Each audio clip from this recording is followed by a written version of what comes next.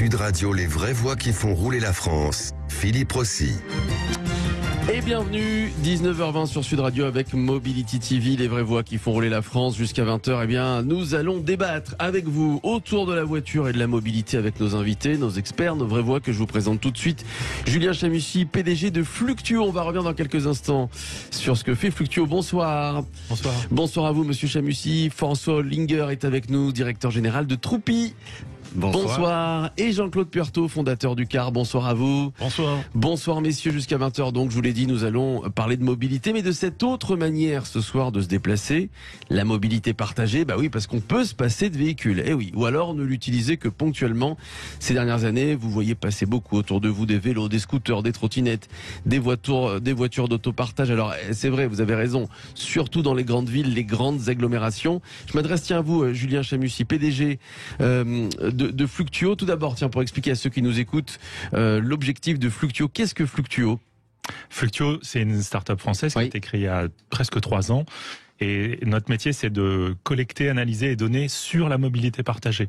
Alors pas seulement sur le marché français, on analyse le marché de la mobilité partagée dans une centaine de villes européennes aujourd'hui, que ce soit les vélos partagés, les trottinettes partagées, les scooters partagés et les voitures partagées. Et les vélos cargo partagés aussi. Et les vélos cargo. Alors c'est qui vos clients, Julien Chamussi ? Nos clients, c'est d'abord les opérateurs eux-mêmes. Ça leur permet de se repérer sur le marché, de comparer leur performance avec celle du marché, de voir où est-ce qu'ils pourraient lancer leur prochain service. On a aussi beaucoup de sociétés de transport historiques, la SNCF, la Deutsche Bahn, la RATP, qui sont très preneurs d'infos parce que c'est des marchés qu'ils connaissent mal, qu'ils ne maîtrisent pas forcément très bien, mais ils voient bien qu'il y a quelque chose à faire. Des synergies entre le transport public et ensuite les derniers mètres, les derniers 500 mètres qui peuvent être effectués avec un vélo, une trottinette. Ou en fait, vous, concrètement, c'est ce que vous dites. C'est quel profil qui se déplace avec quoi, combien de temps. C'est assez précis. On analyse les trajets, les origines-destinations, les horaires, les zones, le type de clientèle exactement. Ouais. Alors, selon votre baromètre, le baromètre 2021 de Fluctuo, alors on va rester sur Paris pour le moment. Leader dans le secteur de la mobilité partagée, 50 000 véhicules, scooters, trottinettes, on en voit beaucoup pour ceux qui habitent Paris. Vélo, voiture, les offres de scooters et trottinettes ont progressé entre septembre et décembre 2021. C'est propre à Paris vraiment, capitale de la France, ça, ou on peut retrouver cette tendance dans les autres grandes villes de France ? Alors, Paris est clairement un leader, c'est un laboratoire de la mobilité qui est intéressant pour beaucoup de raisons. La densité urbaine, le nombre de personnes qui viennent travailler à l'intérieur de Paris intramuros. Il y a du tourisme, alors il y en a un peu moins au cours des 2 dernières années, mais ça joue aussi parce que ça génère des trajets supplémentaires. Ouais. Ensuite, il y a des villes de province comme Bordeaux ou comme Lyon ou comme Marseille qui ont accueilli ce type de service, les bras ouverts, parce que ça permet aussi d'offrir de nouvelles options à leurs citoyens, et puis ça leur coûte, en tout cas les nouveaux services qui sont proposés par des opérateurs de trottinettes ou de vélos ou de scooters généralement ne coûtent pas grand chose à la mairie, à la différence des services de vélos en station qui ont été installés au cours des 15 dernières années, qui pour le coup nécessitaient un investissement de la part des municipalités. Donc là c'est des services qui peuvent être déployés, si c'est bien encadré, si c'est bien supervisé, ça peut offrir des nouvelles options aux citoyens. Alors François Linger, et j'aimerais aussi avoir l'avis de Jean-Claude Puerto, directeur général de Troupi. C'est des scooters électriques. Troupi, enfin c'est passé à l'électrique maintenant, où il y a encore des thermiques. Ça va commencer par des thermiques en 2018. Maintenant, c'est l'électrique. Jean-Claude Puerto, fondateur de UCAR. Donc ça, c'est des locations. On va revenir évidemment sur Troupi et UCAR dans quelques instants avec beaucoup plus de précision. UCAR, donc on peut louer des voitures UCAR. C'est des voitures à faible coût, location low cost, c'est ça, on peut appeler ça comme ça. Comment vous expliquez cette tendance ces dernières années, mais j'ai l'impression ces 2 dernières années surtout, de la mobilité auto-partagée? Tiens, Jean-Claude Puerto, est-ce que c'est une question de pouvoir d'achat par exemple? On voit en ce moment que le carburant flambe, le prix au carburant. La nécessité fait loi. Depuis que je fais ce métier, vraiment, c'est la constante. L'évolution de la psychologie des gens, c'est une chose, mais c'est pas ce qui fait véritablement bouger. Ce qui fait vraiment bouger, c'est le portefeuille, c'est le pouvoir d'achat. Et là, on est confronté à un vrai problème de pouvoir d'achat. Donc, acheter une voiture, entretenir une voiture, ça coûte cher, ça coûte de plus en plus cher, et ça incite à la partager. Ouais. Pareil, François, même constat, j'imagine. Tout à fait. On a réalisé une étude en décembre auprès de 500 de nos utilisateurs.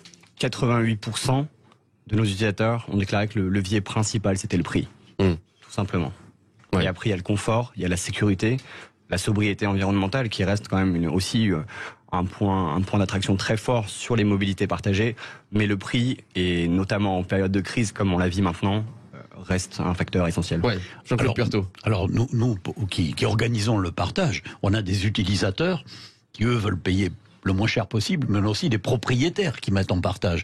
Alors eux ont deux motivations, c'est évidemment d'un côté le revenu que ça leur rapporte, et aussi l'utilité, le fait d'être utile à la collectivité. Ah oui, c'est très notable. Ah oui. Je pensais que ça allait être plus le côté argent, mais non, en fait. Il n'y a pas que ça. Il y a pas que ça. C'est les deux. C'est tout à fait notable. Ouais. Juste avant on va faire une courte pause évidemment.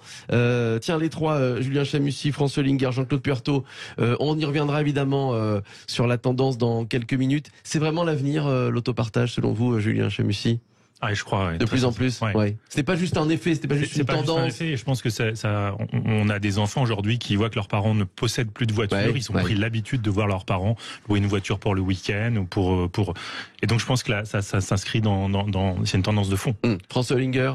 Bah absolument. Nous, on croit chez Troupi très fort en le passage de ce qu'on a appelé les motoristes aux mobilistes. C'est-à-dire qu'on a grandi dans une génération où il fallait absolument posséder. Demain, la mobilité partagée fera partie de l'équilibre de vie. Jean-Claude Puerto, est-ce que les constructeurs automobiles ont du souci à se faire pour les 15 prochaines années, selon vous?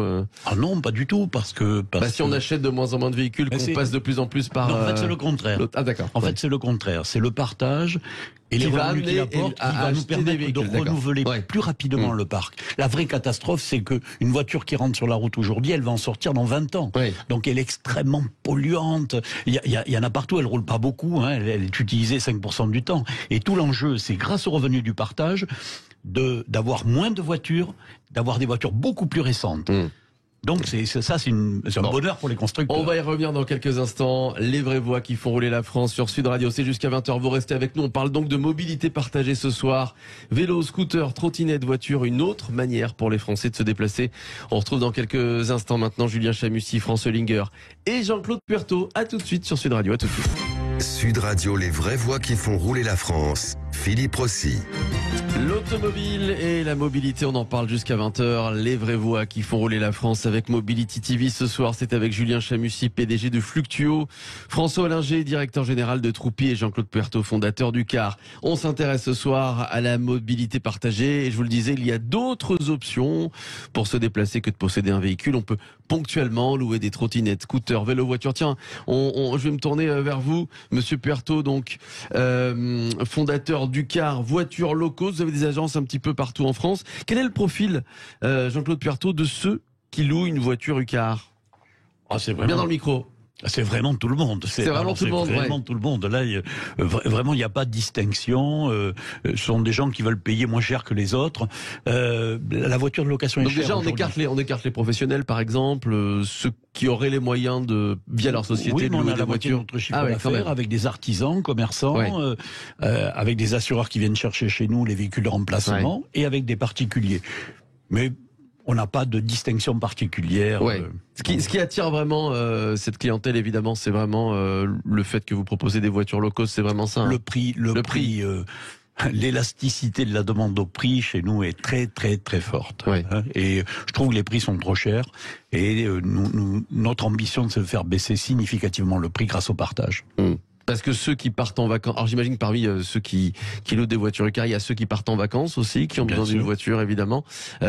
Si on parle, je vais pas les citer, mais on connaît tous des agences de location de voitures. Évidemment, c'est vrai que la première réflexion qu'on se fait, c'est que c'est atrocement cher. Ben oui, c'est encore plus cher aujourd'hui parce qu'on n'a pas de voiture, parce qu'on n'arrive pas à s'approvisionner. Il y a en 2020, on disait on a des voitures, on n'a pas de clients. Et aujourd'hui, on a des clients, on n'a pas de voiture. On n'a pas de voiture, et donc notre approvisionnement à nous, c'est d'aller chercher les voitures, votre voiture, la voiture de tout le monde, dans la proximité. On demande aux particuliers, apportez-nous nos voitures contre un revenu. On en manque, et c'est ce qui nous permet de ne pas faire monter les prix. Alors évidemment, vous êtes très créatif, vous avez lancé pas mal de choses. Vous avez lancé les UCARPOL. Tiens, Jean-Claude Puerto, expliquez-nous ce qu'est une UCARPOL. Ah oui, notre logique du partage, c'est une logique par cercle concentrique. C'est-à-dire qu'on dit qu'il faut d'abord organiser le partage dans la famille. Ensuite, avec les voisins. Vous voyez, dans des cercles de plus en plus intimes, ou de moins en moins intimes. Et donc la famille, c'est l'endroit où on devrait partager la voiture. Il y a 40 millions de voitures. Avec les zones à faible émission, il y en a 12 millions qui doivent disparaître. Ça, on en est certain. Donc il faut apprendre à partager. En commençant par la famille. Vous avez vu, dans la famille, on avait une bagnole il y a 25 ans. Aujourd'hui, on en a 3 ou 4. Ouais, c'est vrai. Ça, de plus en plus. Il faut arrêter le délire. Ouais. Et pour arrêter le délire, il faut se mettre à réapprendre à partager dans la famille, avec ses mômes. Donc c'est une plateforme, en fait.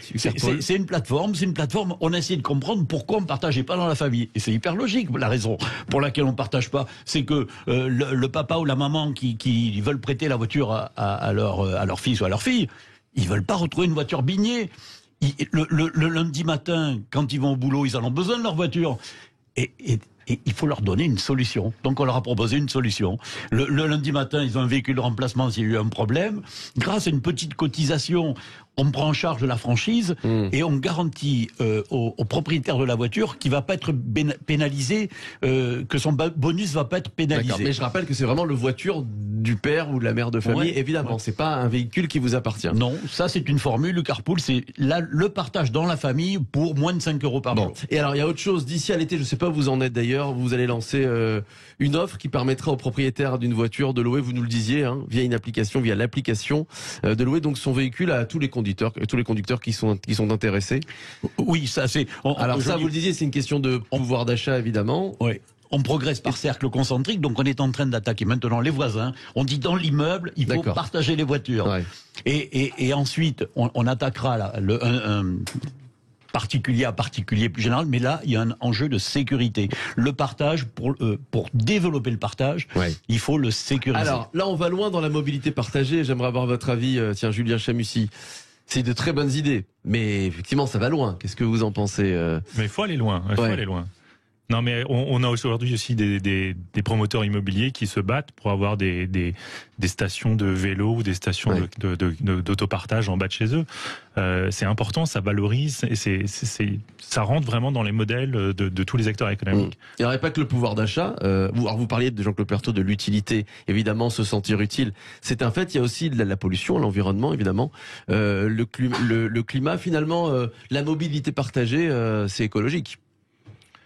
Et de plus en plus. Oui, c'est écologique. Alors, ça a beaucoup d'avantages. Ça prend moins de place finalement, parce que le vélo, le scooter qui va être parqué quelque part dans un emplacement, dans une ville, il va être utilisé par 5, 6, 7 personnes dans la journée. Ils sont en majorité électrique en plus. Ils sont en majorité électrique. Alors, il ne faut pas non plus survendre l'électrique.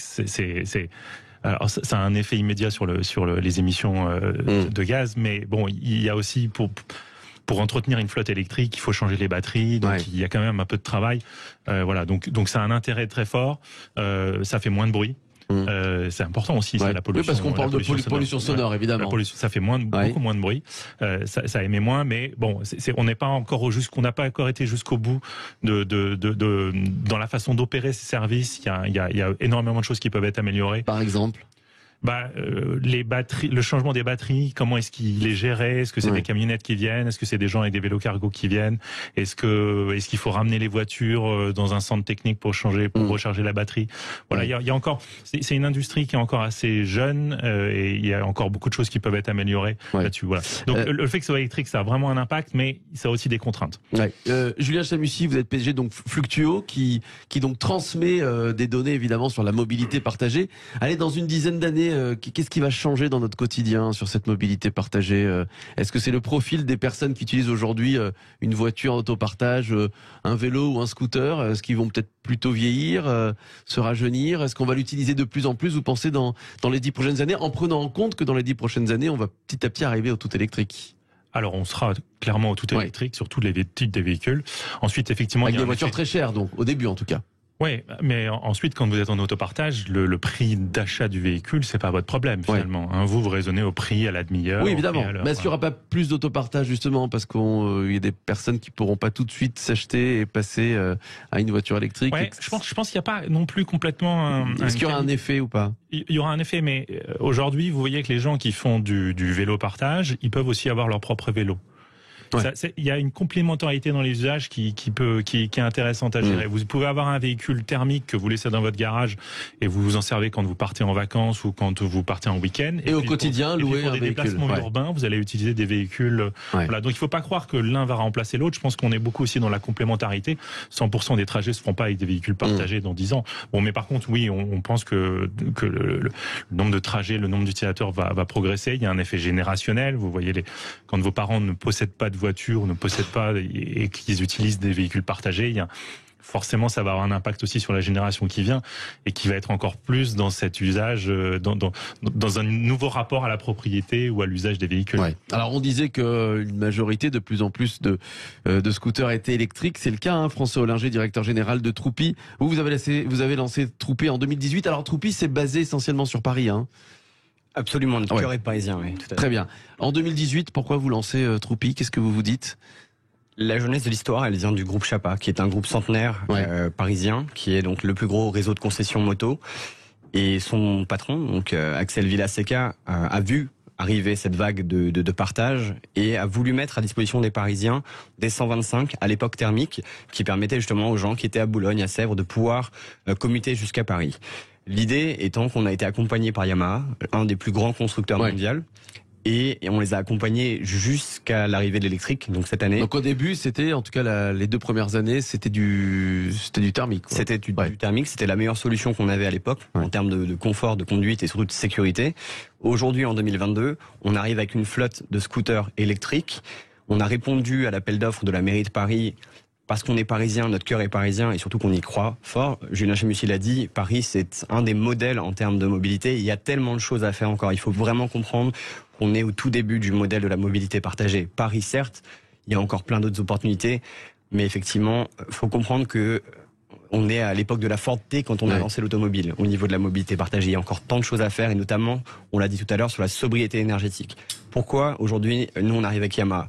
La réponse elle est très simple. On arrive avec quelque chose de sécure, confortable certes. 3 roues, hein, scooter 3 roues. Non, ça sera des scooters de roues. Ah, 2 roues, les 50 seront des scooters de roues, les 125 seront des scooters de roues et nous on fait le pari chez Troupi de l'intermodalité. C'est-à-dire qu'on permet aux Parisiens de circuler dans Paris sur des petits trajets, 3 à 4 km. Mais sur les 125, on va pouvoir pousser jusqu'à 6 km de trajet, ce qui permet vraiment l'effet de la migration pendulaire. Et encore une fois, je reviens sur la sobriété énergétique, c'est un des axes principaux de développement des scooters et de la mobilité partagée en général. On peut encore mieux faire. Alors juste pour ceux qui habitent Paris, et puis ça va intéresser les autres, évidemment, comment ça se passe? Il y a une application qu'on peut louer son scooter Troupi? Absolument, et mon collègue de Fluxio le connaît que trop bien. C'est une interface sur laquelle on peut choisir entre le 50 et le 125, et ça nous permet à nous de récupérer l'intégralité de la donnée, et notamment à des fins de développement, de toujours faire mieux en termes de scooter. Ouais. Comment ça se passe aujourd'hui? Vous avez peut-être quelques chiffres à nous donner. Ça marche bien, et de plus en plus de personnes qui utilisent Troupi? Alors absolument, on peut comparer aux chiffres du thermique, mais on a des croissances qui sont à 3 chiffres annuellement en termes d'utilisateurs, mais surtout en termes d'utilisateurs réguliers. Et il y a quelque chose qui est extrêmement intéressant et que, encore une fois, Julien a mentionné tout à l'heure, c'est que ça vient en complément d'un véhicule déjà possédé. On ne fait pas de cannibalisation d'un usage, c'est-à-dire qu'on vient en complément. Et c'est extrêmement important, c'est-à-dire que parce qu'on a cette approche de complément, on sait qu'il y a vraiment un potentiel et un marché pour se développer. Encore une fois, le chiffre, il faut comprendre que 50% de l'espace à Paris est utilisé par des voitures qui sont garées, seulement 10% sont utilisés quotidiennement. C'est-à-dire qu'il y a encore tellement de choses à faire dans Paris et dans les villes européennes. Ouais. Alors, le tout électrique, imagine, et je vais revenir avec vous, Jean-Claude Puertot, le fait qu'on loue des scooters Troupi, le fait que ce soit des scooters tout électriques, ça joue évidemment dans la décision du Parisien de prendre ce scooter ou pas? Chez Troupi, on pense que aujourd'hui la question doit plus se poser. L'électrique est une évidence. Mais ça attire, est-ce que ça attire le fait que ce soit un scooter électrique? Il y a certainement un effet par rapport à l'électrique. Et je pense que... Alors Jean-Claude Puertot, est-ce que, alors vous êtes à combien en pourcentage de voitures électriques? Une dizaine de pourcents. Ouais. Mais effectivement, en zone urbaine, c'est la bonne solution. Ouais. Après, pour des grands déplacements, je suis un peu plus sceptique pour le moment. Mais en zone urbaine, bien sûr, il n'y a pas de débat. Ouais. Julien Chamussi, finalement, l'arrivée du tout électrique, ça va commencer d'abord par tous ces véhicules d'autopartage, les scooters, les voitures. On parle beaucoup de la voiture électrique, et il y a énormément d'argent qui a été investi dans la voiture électrique, mais aujourd'hui, le véhicule électrique le plus vendu en Europe et dans le monde entier, c'est du vélo. C'est le vélo et le véhicule électrique le plus vendu.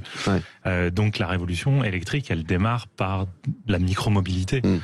Et voilà. Et je pense qu'on mentionnait l'intérêt de l'électrique en mode urbain, en milieu urbain. Il y a aussi, je trouve, un confort d'utilisation qui est pas le même. Je trouve que le silence.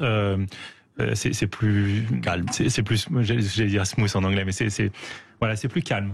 Les accélérations, je trouve que, et d'ailleurs, ça pourrait permettre peut-être de féminiser aussi les utilisateurs, parce que sur les scooters et les scooters en mobilité partagée, les utilisateurs sont très masculins encore.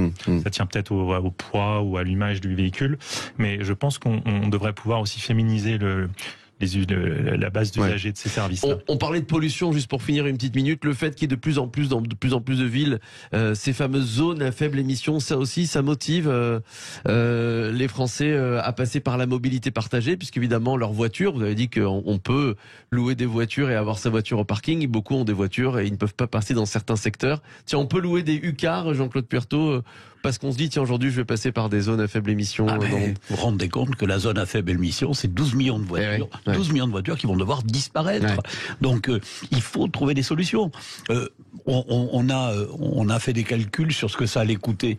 C'est abyssal, c'est 30 milliards pour les ménages français par an. Le remplacement d'une vieille voiture en voiture plus récente, c'est-à-dire une voiture qui a 15 ans, une voiture qui a 6 ans, c'est 30 milliards. Où voulez-vous les trouver si vous n'intégrez pas les revenus du partage? C'est impossible. Allez, on va se retrouver dans quelques minutes. Restez avec nous. Les vraies voix qui font rouler la France. Julien Chamussy, François Hollinger, Jean-Claude Puertot, vous restez avec nous. Dans quelques minutes, on retrouvera Vincent Frey. Il est responsable de Léo & Go. C'est un nouveau service d'autopartage. Alors eux, ils sont à Lyon et à Villeurbanne. 300 véhicules Léo & Go qui circulent dans les rues de Lyon. Vincent Frey nous explique tout dans un instant. Il nous rejoint, voilà, dans quelques minutes. À tout de suite. Sud Radio, les vraies voix qui font rouler la France. Philippe Rossi. Les vraies voix qui font rouler la France avec Mobility TV. Julien Chamussy est avec nous, PDG de Fluctuo. François Hollinger, directeur général de Troupi. Et Jean-Claude Puertot, fondateur du CAR. Je vous propose tout de suite d'accueillir Vincent Frey, responsable de Léo & Go. Bonsoir Vincent Frey. Bonsoir Philippe, bonsoir à tous. Bonsoir à vous. Alors Léo & Go, nouveau service d'autopartage, c'est à Lyon et Villeurbanne. Depuis le 1er septembre dernier, il y a quelques mois maintenant, une flotte de 300 véhicules qui circulent donc dans ces villes, Lyon, Villeurbanne, des Peugeot 208 électriques, des Toyota Yaris hybrides. Concrètement, Vincent Frey, on a besoin d'une voiture Léo & Go donc à Lyon et Villeurbanne. Comment fait-on déjà? On télécharge l'application. On commence par ça. Ça rejoint un petit peu ce que disait mon collègue de Troupi tout à l'heure. Ça se passe via un fonctionnement digital. On a voulu que ce soit simple. Donc, vous téléchargez une application mobile, vous vous inscrivez au service en quelques clics, et littéralement, en 2 clics, vous êtes installé au volant d'une voiture, prêt à partir. Donc, on a vraiment voulu mettre la voiture à disposition immédiate des usagers. Et il faut le rappeler, il n'y a pas d'abonnement, pas besoin d'abonnement. Exactement. Alors on a la voiture. Notre vrai enjeu, c'est d'assurer que les utilisateurs vont adopter la mobilité partagée. L'autopartage, ça nécessite un changement des comportements. Donc on a vraiment voulu lever toutes les barrières d'entrée à l'utilisation de l'autopartage. Donc il n'y a pas de frais d'inscription, pas d'abonnement, pas d'engagement. Vous payez à l'usage, et c'est un petit peu la vision qu'on a de la voiture, et qu'on a de plus en plus dans les villes, c'est que la voiture devient un bien d'usage plutôt qu'une propriété. Alors télécharger l'application et prendre sa voiture, c'est relativement facile. Où trouver sa voiture? Il y a des bornes, comment ça se passe? Alors nous, on est sur un modèle qui est le free floating, donc ça veut dire que nos véhicules sont stationnés partout, sur toutes les places de stationnement autorisées, gratuites ou payantes. Donc ça donne une grande liberté aussi aux utilisateurs. Ça leur permet de se déplacer d'un point A à un point B très facilement, et ça se prête tout à fait à des trajets de l'ordre de quelques minutes jusqu'à plusieurs heures ou plusieurs jours. Ouais, évidemment, 7 jours sur 7, j'imagine. 7 jours sur 7, 24 heures sur 24. Ouais. Et on a beaucoup de trajets, effectivement. Alors, on vient en complémentarité des autres modes de transport, notamment les transports en commun. Et donc, on a une activité intense, notamment la nuit, ou pour des départs tôt le matin pour se rendre au travail, ou encore aller à l'aéroport. Ouais. Vincent Frey, vous êtes labellisé par la métropole. Alors, expliquez-nous, c'est pas un partenariat, c'est juste de l'image, c'est ça? En quoi la métropole vous aide? Alors déjà, cette labellisation, c'est plutôt un gage de qualité, c'est-à-dire que la métropole a reconnu que Léo & Go était un opérateur qui avait des valeurs environnementales et sociales au niveau de ses exigences. Et derrière, la métropole va nous accompagner dans notre déploiement dans les villes sur le territoire aussi sur l'aménagement du territoire. On a aujourd'hui un sujet qui est le stationnement en centre-ville. On vient avec des voitures en autopartage pour remplacer finalement des véhicules personnels et individuels, et se pose la question du stationnement de ces véhicules et de savoir comment on favorise le stationnement d'utilisateurs d'autopartage pour que l'expérience utilisateur soit fluide et simple et que vous puissiez vous garer en fin de trajet. D'accord. Et donc j'imagine que avec la métropole, vous travaillez à vous déployer dans plusieurs autres villes d'ici quelques années. C'est le but. Exactement. Alors la vision qu'on a de l'autopartage, c'est encore une fois, c'est en complémentarité d'autres modes, trottinette, scooter électrique, vélo, transport en commun. Donc on va répondre à des besoins de mobilité très précis et qui vont être plutôt notamment à l'échelle de la métropole. Et donc on a un vrai enjeu pour que l'autopartage soit un succès, à ce que vous puissiez réaliser des trajets pendulaires entre les villes de la métropole. Et donc c'est un temps de déploiement. On travaille avec les villes également en collaboration pour s'assurer que notre service soit un vrai service de mobilité à l'échelle de la métropole de Lyon. Julien Chamussy, PDG de Fluctuo, c'est le rôle aussi des maires, des villes, des métropoles de proposer aux habitants un service d'autopartage, parce que de plus en plus de villes le proposent, mais pas toutes.